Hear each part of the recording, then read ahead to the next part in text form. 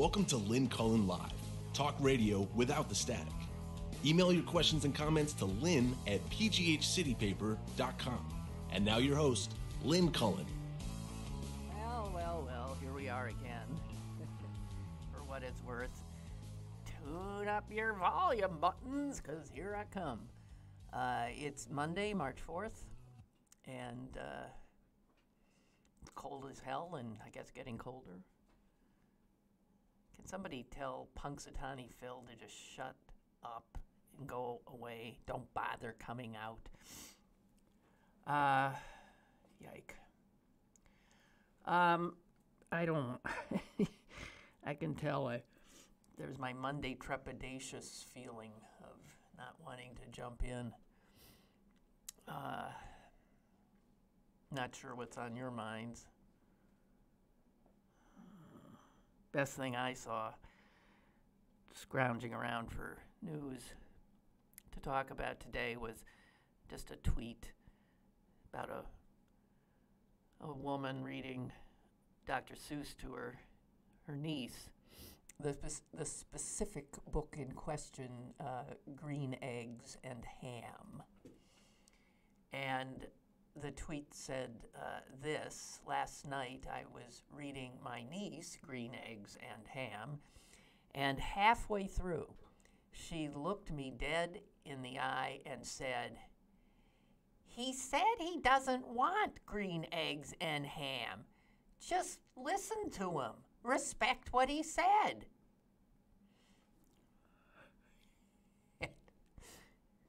The aunt who was reading the book said, and I was like, well, dang, you're right.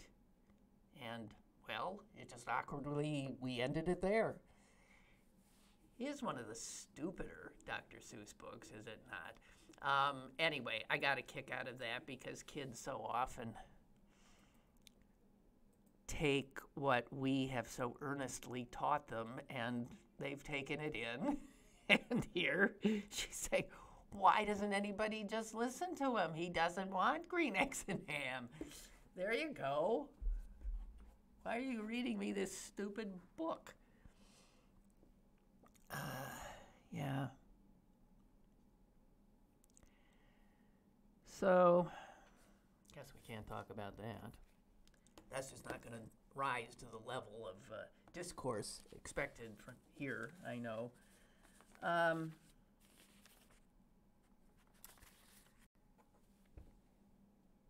Anybody watch the Michael Jackson documentary last night?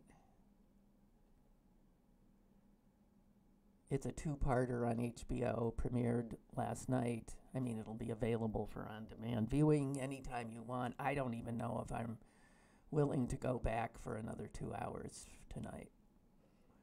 It's so... You know, it's... The word that comes to my mind is sad. Just sad. All the way around. What a tortured soul he was. What a brilliant, tortured soul. And I think that the right at the beginning of this documentary, one of the men who, as a child, was sexually abused by Michael Jackson, but also befriended by Michael Jackson, said, and I mean, I don't have the full quote, but it was just as the thing was beginning, and he was trying to describe who this Michael Jackson was, and he said one of the things that leapt out at me is right at the beginning of trying to describe Michael Jackson. He said he was one of the kindest, I think he said kindest people. Kindest or gentlest, but kind, a sweetness to him. And then he said, and he helped me in so many ways, and he gave me confidence, and he blah, blah, blah, blah, blah, blah, blah, blah, blah. It was all this positive stuff, sincerely felt. But then the last thing on the list was, that he sexually abused me. So that's why I feel sadness and not anger, sadness and not betrayal, or sadness and not sadness, and I'm never going to watch Michael Jackson again.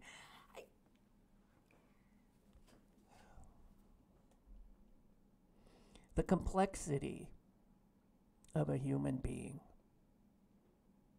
a tortured soul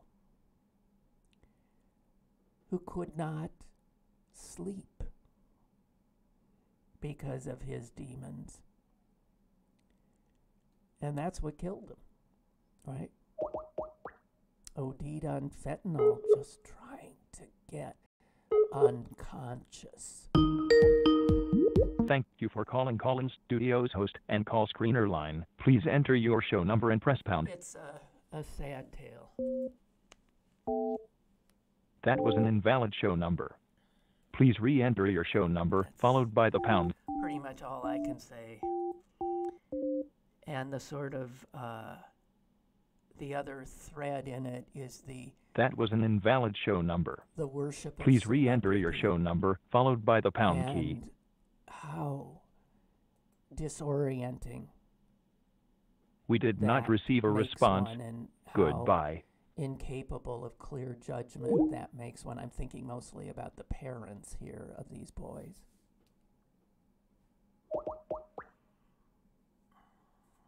I don't know. Thank you for calling It's Cullen very well Studios done. and call screener line. Please enter your show. If you Enter your wanna watch it, I six-digit can PIN see number. why his estate is going nuts and threatening lawsuits, or he is suing, and all of this kind of stuff. But Welcome. Again, You are now in the host room and can manage your callers from the Cullen Studio web interface. we certainly knew he was an odd man. We certainly knew he was strange. His sexuality, his literal shape-shifting. Uncomfortable in his own skin, with his own face, with his unable to... What a tortured soul. That's all. It just made me sad. These two boys, now men, that he befriended and then abused, seem to be okay. That's the good news. They do. They seem to be okay. I don't know. I can't imagine. Apparently what whoever controls Michael Jackson's estate, talk about a futile gesture. They apparently were tweeting out to everybody that follows Michael Jackson's Twitter account, who knew he still had one, that they were streaming concerts of his, a concert. There was that I guess hadn't been available, and then tonight they're doing another opposite the HBO exactly at the same time for the same length. And you know what? Oh no, we got trouble. Like, we have trouble? Milton, craziness is happening on the show. We're hearing the phone prompts for the call-in line. Also, you're dropping in and out. Ray writes in, your feed has gone haywire. We are hearing your call screen audio. Oh, I don't know what to do. Do you want us to, like, how about if we, everybody come back in 5 minutes? Will that help? I don't know. Can we try to untangle it? Did you hear that? I feel like I'm going to have another tantrum. I hate to go on if you guys are incapable of listening, so... Will you check back in 5-10 minutes? Okay? Let's do that. I'm not going to talk for 5 at least minutes, and we'll see if there's anything we can do here. Our computer rebooted or was updated over the weekend, and we were having trouble actually just sort of getting up before the show began. So it could be there's other things that are askew. Give me 5.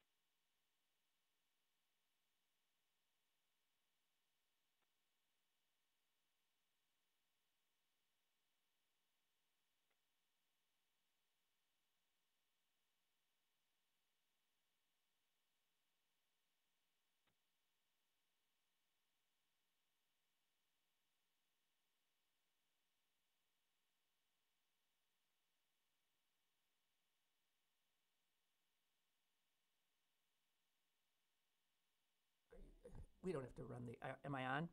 Okay. Enough of you are telling me it seems okay. We think it has to do with the fact that it was slow to. Whatever. I'm not gonna. Hi. So none of you heard all my stuff about Michael Jackson, or did you? Not. In and out. I don't know where to.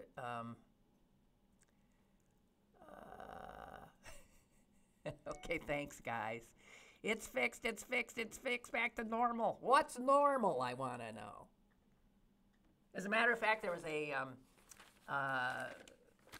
a editorial in the New York Times. Of course, I don't have the headline, but I think it was headlined something like, they made a point of also of noting the eloquent closing remarks of Congressman Elijah Cummings at the Michael Jackson hearing, where that I also said, please listen to this.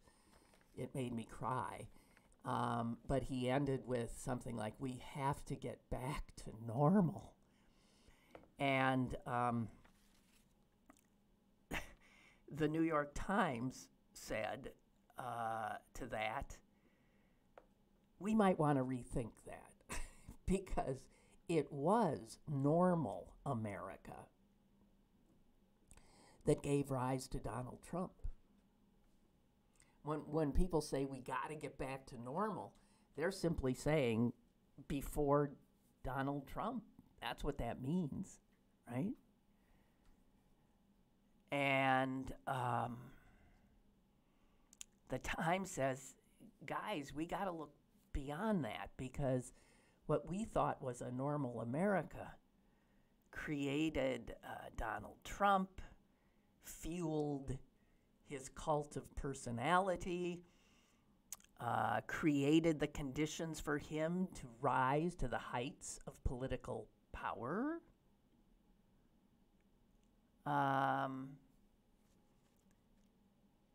And they go on to say, you know, if you listen about the all the things that Cohen talked about in those hearings, all that criminality, right? That was criminality that was going on for decades before Trump was president in normal America. And I thought, well, yeah, well, I wonder what the Times is getting at here. And what they're getting at is the fact that our government, for a long time now, has failed to police and bring to justice white collar criminals. That would be Donald Trump. That would be everybody, practically everybody in his cabinet, right? That would be Michael Cohen. And that is a lesson to be learned, because we don't go after white-collar crime. Very rarely. And the population, we the people, never seem to get as freaked out about, although I think that's starting to change, I hope. But Paul Manafort wouldn't have been able to run a presidential campaign and collude with Russia because he would have been in jail, in all likelihood, or certainly discredited enough that not even Donald Trump, who should also be in jail, would have been likely to hire him to run his presidential campaign. So the New York Times posits that if the number of white-collar crime prosecutions, and this is Justice Department, had not fallen more than 40% in the last 20 years, it could just be that Michael Cohen, who committed insurance fraud and bank fraud, tax fraud and all this other stuff, that he certainly would not have ended up being the deputy chairman of the Republican National Committee, which he was, the finance chair of the Republican National Committee. That was a position, by the way, that Michael Cohen held until June of last year.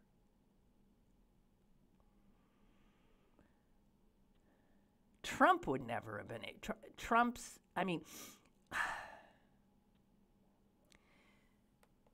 Trump's casino was charged with money laundering, and he got off paying a fine for money laundering.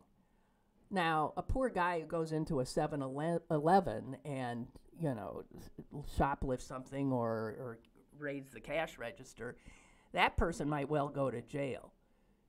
The kind of crimes that these white-collar criminals do involve a whole lot more money, and often with many more victims in their wake, and they walk free.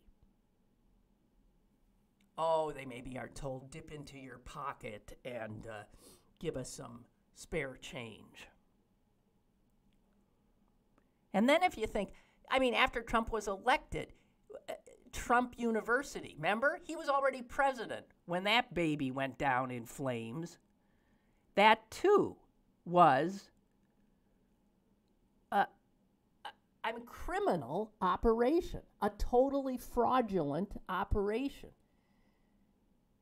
If he had held up all the students who gave him tens of thousands of dollars, right, and got nothing in return. Think of all the crimes committed just with Trump University. Did he go to jail? No. Well, granted, he was president then, so he was free. The Trump Foundation,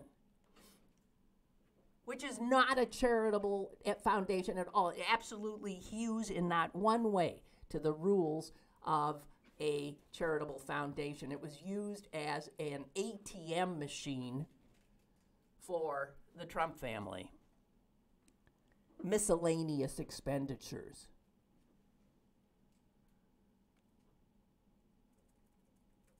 If we went after white-collar criminality, a lot of these people, a lot of these criminals would not have been able, I would hope, to rise to the levels of power that they now hold. I think that's the New York Times idea of how, no, we don't need to go back to what normal America was, because normal America was aiding, abetting, turning a blind eye to the biggest criminals amongst us and even elevating them to positions of power, to celebrity, to mass adulation.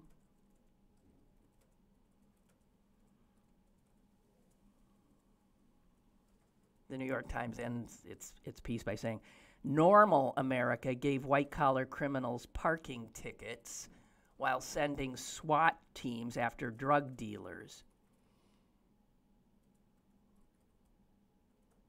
Because for some reason we have been conditioned to believe that little people doing their little crimes pose a greater threat to us than the guys who wear suits and work in office buildings and defraud and rob us blind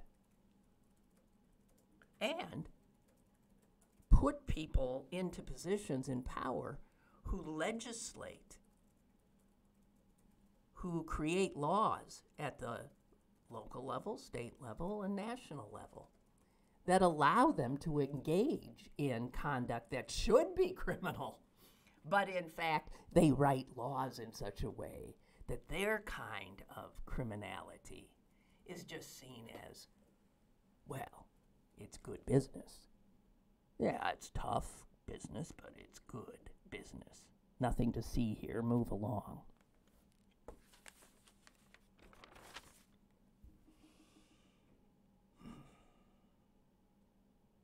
So, it's hard to, well, I don't have to say this. I'm just going to say something I have said 100 times since Trump was elected, and every day you pick up a paper, look.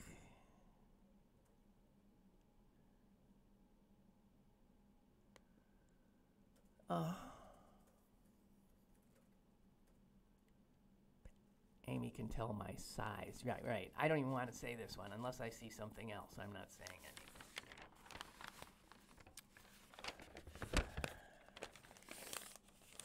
So there I did it again. So the Home and Garden Show is happening. That's big springtime event every year over at the convention center where you see all the home products, all the things you didn't know you had to have, right? This is consumerist America at its finest. I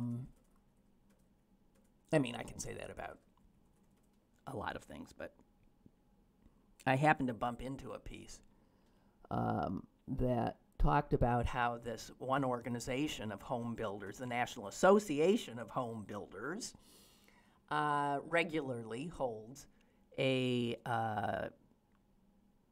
what they call it's their vision for the new American home every year. And they've been doing this for, I don't know, since 1984. So they roll out, here's the home that bespeaks what a great American home is, a smart American home is. And a lot of that is what's happening over at the convention center. But the article I saw pointed out, and it's something that shouldn't surprise us, won't, that the first year that the Builders Association did this, 1984, the home that they said was the home was 1,500 square feet, 1,500 square feet, and it cost $80,000. Okay, that was 84. By 2006, and then it's like just 22 years later, the home went from 1,500 square feet to 10,000 square feet with, it was a McMansion with a tri-level kitchen, an island, and a waterfall off the master suite, and blah, blah, blah, blah, blah, blah, blah, and it listed for over $5 million. And that is what has happened to what the people who want to relieve us of our money and create desires in us that, left to our own devices, we would not have. I forgot where that sentence started. Sorry.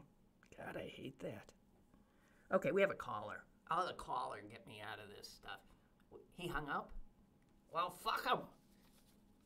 And I'll get myself out of this.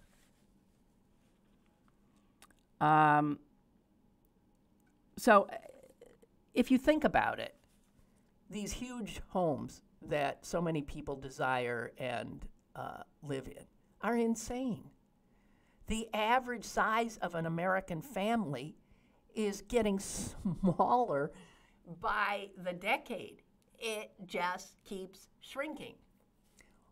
Why would Americans need more space, a bigger footprint, as we say now, than they did just 25 years ago,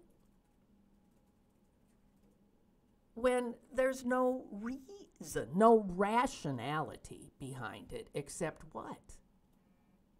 Except what? Greed? No. Status? Status is what it is, right?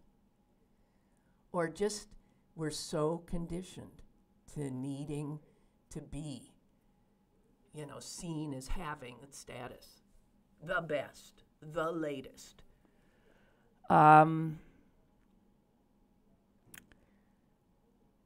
Obviously, if we're living in more space than we really need, we're wasting a lot of resources. We're wasting a lot of money. In terms of like what anybody should be doing for global warming, you're paying more for, heating the places and I don't know. So homes that the National Association of Home Builders promote, and I'm sure a lot of what's being promoted over at the convention center this week, absolutely ignores the changing reality of American families, of the fact that there is climate change that must be addressed, the fact that there are crises right now in housing. Crises in most, I think, cities in this country, especially big cities, for affordable housing for Americans, right? And instead, they just keep pushing this crap-ola. And so many Americans keep buying. Another thing that is flagged in here is that there is an imminent, just starting to happen with the baby boomers getting all frail, imminent crisis in housing for elderly people. And the elderly sure as hell don't need tri-level kitchen islands and whatever the hell else that absurd house had. So also the thing is when people want a house like that, they generally are going to have to move to a place where there's more space, and that means they'll be commuting more. The whole thing is insane. I'm just saying, okay? Insane. And it's weird, it's hard, because in a place like Pittsburgh, with its wondrous housing stock of old homes built, 80, 90, 100, 110 years ago, when families were large and there was wealth here, and this was a big industrial city, those homes still stand, and they sell. The people buy them. And I know so many of those homes in the East End that would accommodate a huge family of 20 kids. Yeah. And there's 2 people or 3 people living in them. It's insane, isn't it? It is.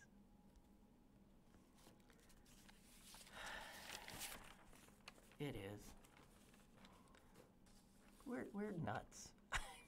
I don't know what else to say.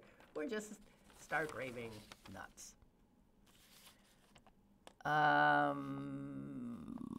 Oh, I just do want to tell you this about in 2017, which would be about 2 years ago, right? The Dance Theater of Harlem joined forces with the Pittsburgh Ballet Theater, and they put on a week or two long run at the August Wilson Cultural Center.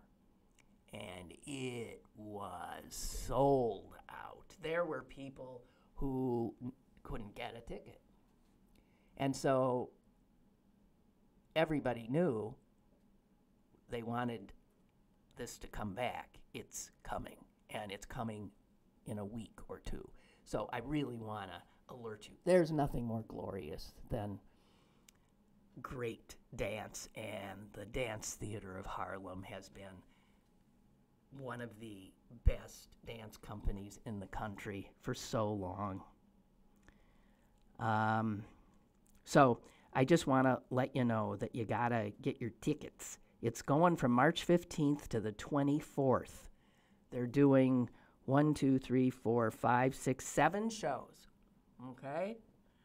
There's 2 matinees in there on weekends and an opportunity to see this extraordinary dance group also, and to introduce yourself to, if you haven't ever, our own wondrous Pittsburgh Ballet Theater. So this is a work done by both, and I wouldn't want you to miss out on that because you hadn't heard about it. Okay.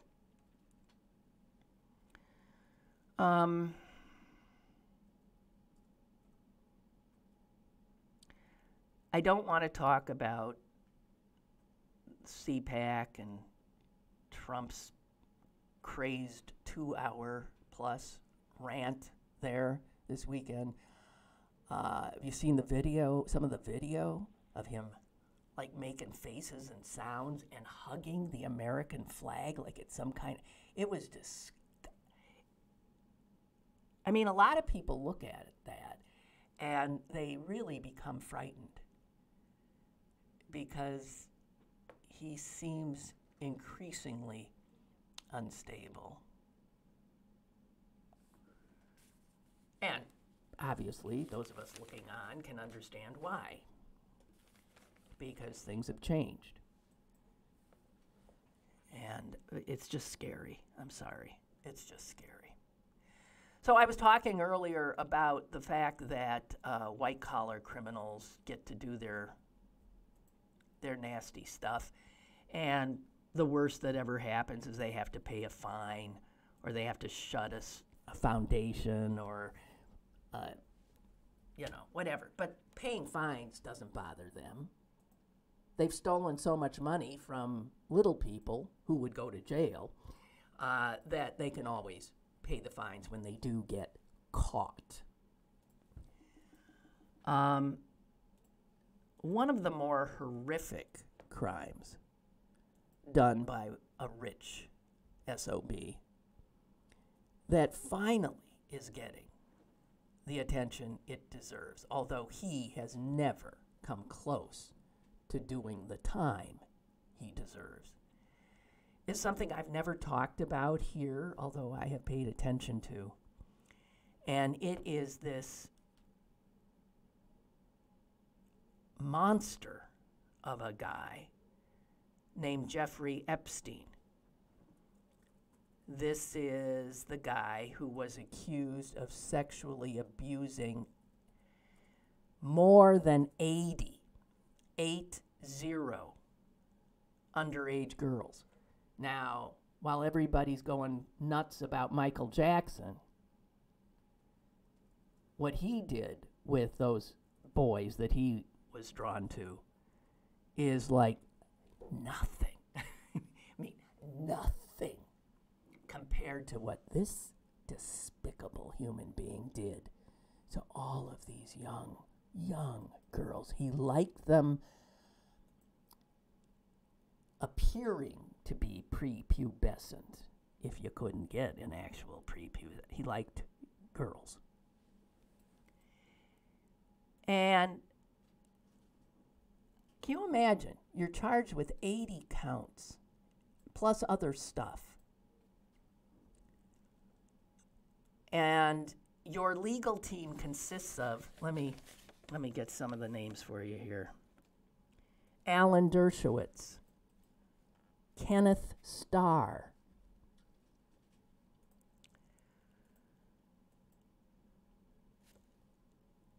all kinds, the best lawyers money can buy. And then he had friends in high places who attested to the fact that he was a good man.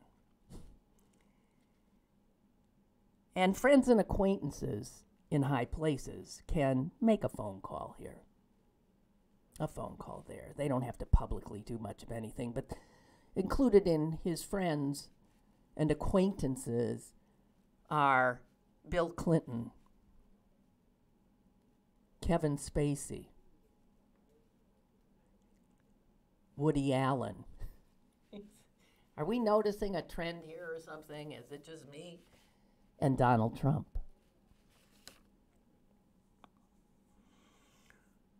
These charges were brought in the state of Florida by the, I'm not sure who they were brought by, but at the time the U.S. attorney there was a guy named Alexander Acosta. Alexander Acosta now is in Trump's cabinet. He is our labor secretary. And Alan Dershowitz and Ken Starr and all those brilliant legal minds put together an agreement that they sold to the U.S. Attorney, soon-to-be Labor Secretary Acosta. A non-prosecution agreement. And Acosta accepted it. And so, there were no federal charges filed. He pled guilty to 2 counts of felony prostitution, just 2, not 80 plus, 2, under state rules. And he was given a sentence. This rich white-collar criminal actually was given a sentence of 13 months. But listen, 13 months, which he spent in the private wing of the Palm Beach County Jail. Actually, he just sort of spent some nights there, because most days he was allowed to be released from the jail, to go to his office in West Palm Beach.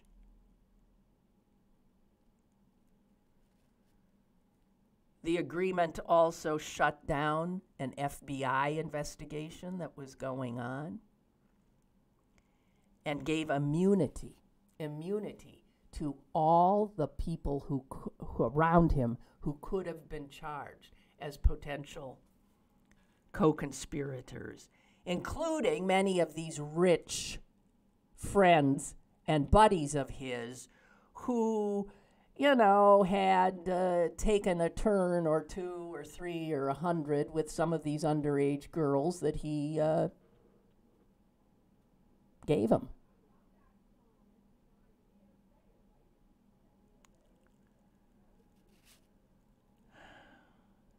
Thank God for a free press,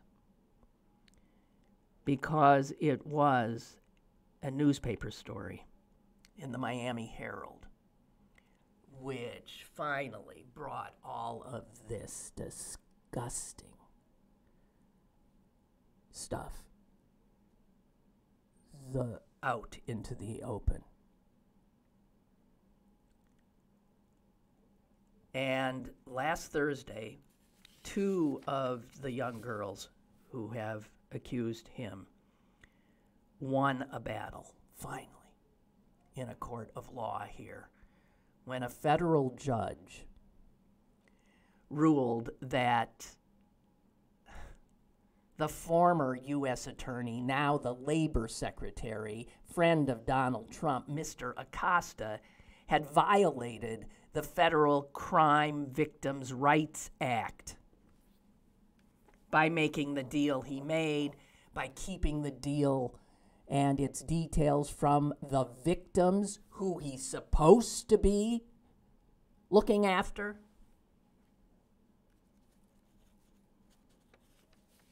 In fact, misled the victims. They thought the FBI investigation was continuing.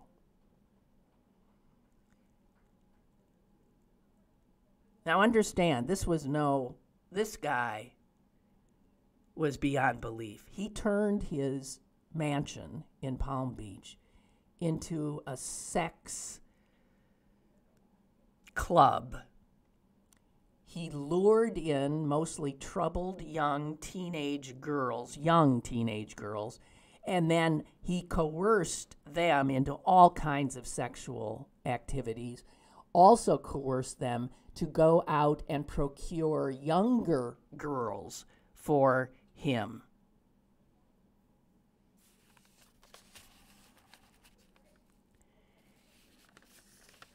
He had these girls brought to him up to 3 times a day.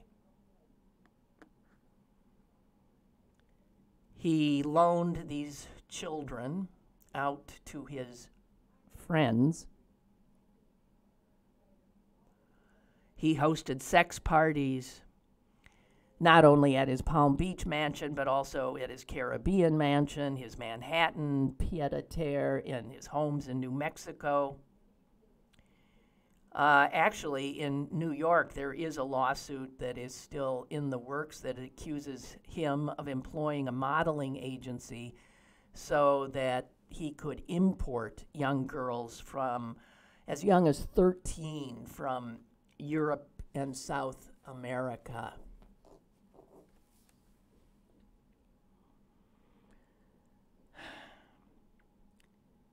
The Senate of the United States, the Republican-controlled Senate of the United States, confirmed Alexander Acosta as Donald Trump's Secretary of Labor, even though it was known then that he had helped procure this sweet deal for this monster. Senator Dianne Feinstein brought it up at his hearing and saying that she would not be voting for Acosta because she said his record suggests he won't put the interests of everyday people ahead of the powerful and well-connected. No, the powerful and well-connected white men will trump girls 13, 14, 15, troubled, and passed around like party favors. So it shows that as U.S. Attorney, now still Labor Secretary, Alexander Acosta protects the rich and powerful, allows them to get away with the most vile offenses. And why? Why? What possible defense could he have? And what possible reason is he sitting as head of the labor department?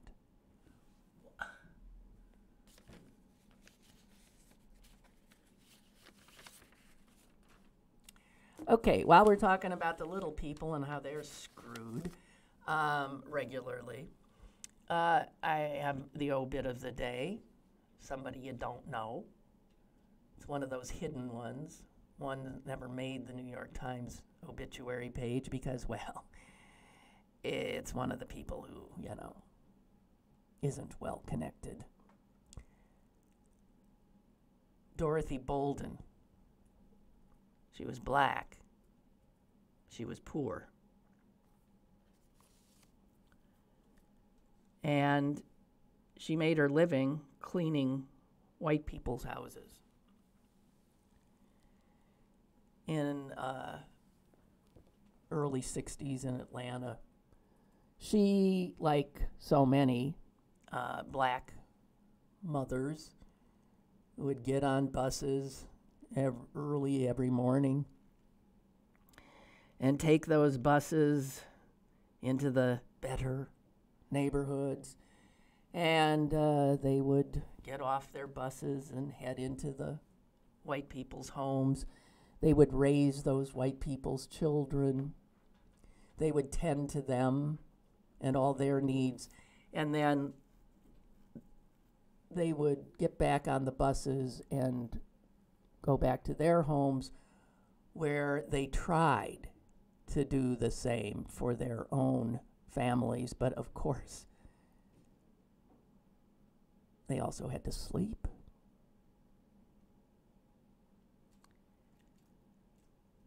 So Dorothea Bolden is riding these buses, and she's thinking, all us women, we get paid nothing. We have no protections. And she would talk to the other black women heading into these white neighborhoods. And she would say, we got to organize. Because if we formed like a union, we could ensure we get some rights. Can you imagine? So she founded the National Domestic Workers Union. It wasn't quite a union. She didn't ask anybody for dues. They weren't able to get to the point, but an audacious idea. She led this union for 3 decades and used it to advocate for women in this position.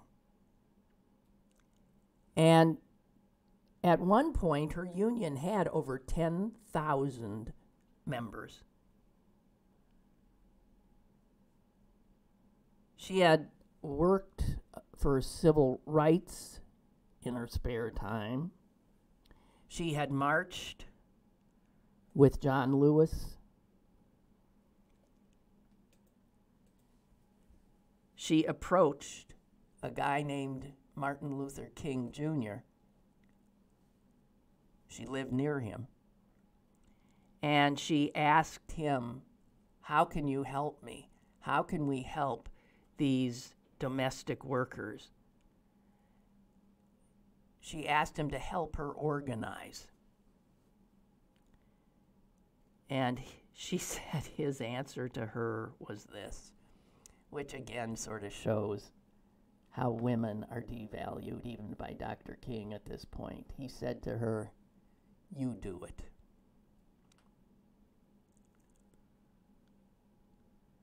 So she did. She'd get up at 4 a.m. every morning, try to take care of some of the stuff in her own home. She would be on the bus by 6 a.m., be on the job by 8 a.m. She would cook, she would clean, she would tend the children. And she was proud of her work. As she said, a domestic worker is a counselor, a doctor, a nurse. She cares about the family she works for as she cares about her own. And yet we have never been recognized as part of the labor force. It's true. I never heard of anybody trying to organize these women. Have you? Never heard of it. Can you imagine if all of those black women, and not just in Atlanta, in Chicago, and all these other big cities where the same kind of thing was going on, out to the better parts of town, back, doing all the jobs. And white women at the time, they weren't working. They didn't have jobs. So what the hell were they doing? And they were not recognized as part of the labor force. It is so true. Anyway, she received threats. Her life was in danger. The KKK threatened her. It didn't move her at all. She said, it just made me more determined. She pursued national legislation, local legislation. She started job training programs. She taught women in these positions how to ask for vacation time or a raise. She got all of her women to register to vote. And before long, she became a force in Georgia politics because she had the ear of so many women. She actually got somewhere in Atlanta, and she did manage to get higher wages and some protections for domestic workers in Atlanta. She actually, International Domestic Workers Day is now recognized. I never heard of it, did you? It's not given the same, I don't know. Nobody pays any attention. The reality is that domestic workers today largely have no protections. They have poverty wages. There's no safety net, no job security, no benefits, nothing. And those are jobs overwhelmingly held by women. So, just want to tell you about this amazing woman, Dorothea Bolden.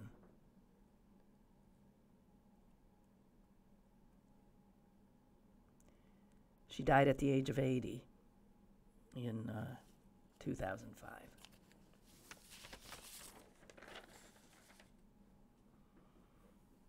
Oh boy. There are so many amazing human beings in this world, and they are often people you don't know. They are not the people who you know. They are not the people who get attention. They are not the people who get coverage. They are not the people held up as exemplars of how to live, of how to be involved in one's community.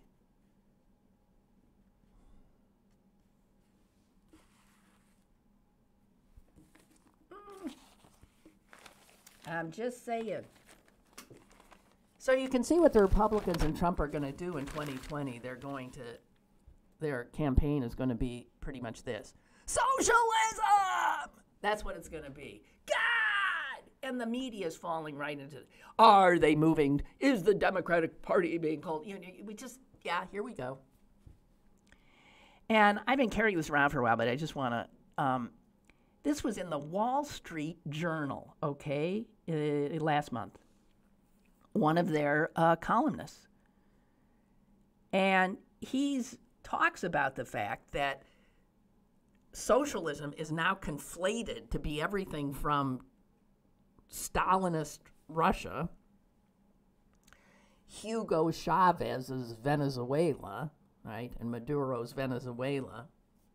You never hear talk about Europe because Americans don't look at Europe and think, oh my God, how can those poor people live? Or Canada. So Americans don't know about democratic socialism. They hear socialism and they think commies. And this guy writing says, this falls to us, because this is where Republicans are brilliant at messaging. And they're out there before we are, always defining us, defining the terms, and scaring the shit out of people, right?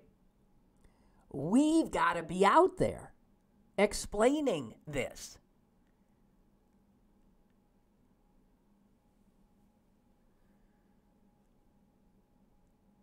And this guy is saying so many of the people who are peddling this stuff, Republicans, actually would not know socialism if it, proverbially bit them in the behind.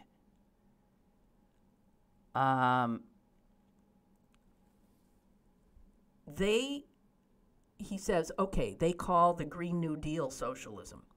They call Medicare for All socialism. And he says those things are liberal. They might even be considered radical, but they're not socialist because they redistribute the outcomes of the marketplace. They don't replace the market with the state as the means of allocating production. And that is the hallmark of true socialism. Socialism is, it spans everything from, I guess, you could put communism under it, and the Scandinavian social democracies, and every country has some socialism in it, insofar as every government owns some of the assets, right? Or controls productivity in some way. The fact that some of these socialistic experiments are total disasters does not mean that others are not very well received.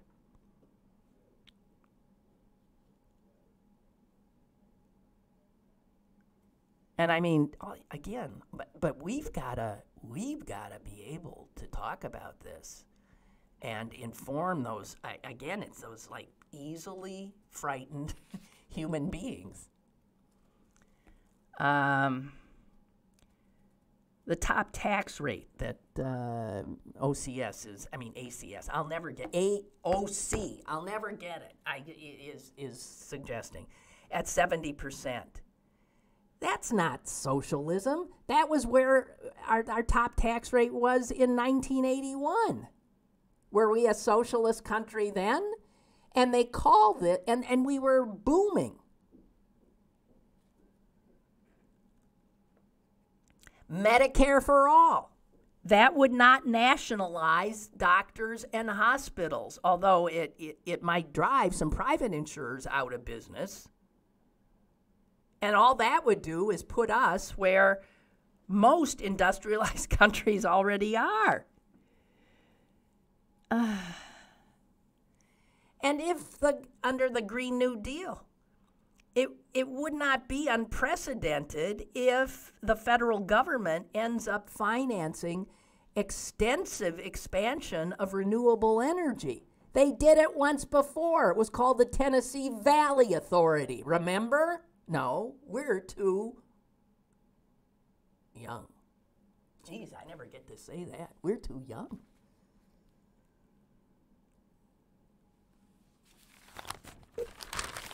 Anyway, that was in the Wall Street Journal, and I really appreciated it because that was a free marketer type saying, what the hell are you, what are you guys talking about? Jesus. But I'm telling you, this is a messaging issue that we, for once, need to get right. And the moment is now. now because they're already ginning up, and they're good at this shit, as you know. Just saying. Gotta educate and advocate.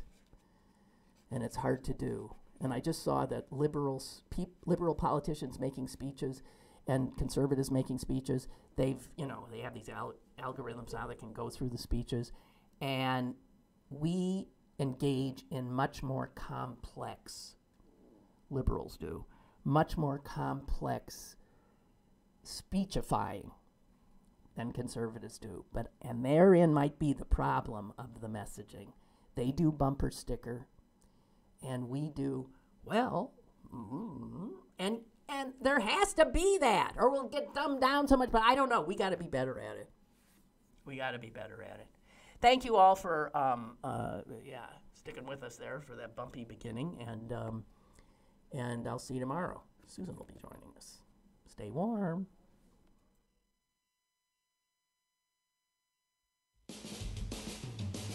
Lynn Cullen Live, Monday through Friday from 10 a.m. to 11 a.m. and archived at pghcitypaper.com. The opinions expressed on Lynn Cullen Live are those of the host and do not necessarily reflect the viewpoints of Pittsburgh City Paper or its advertisers.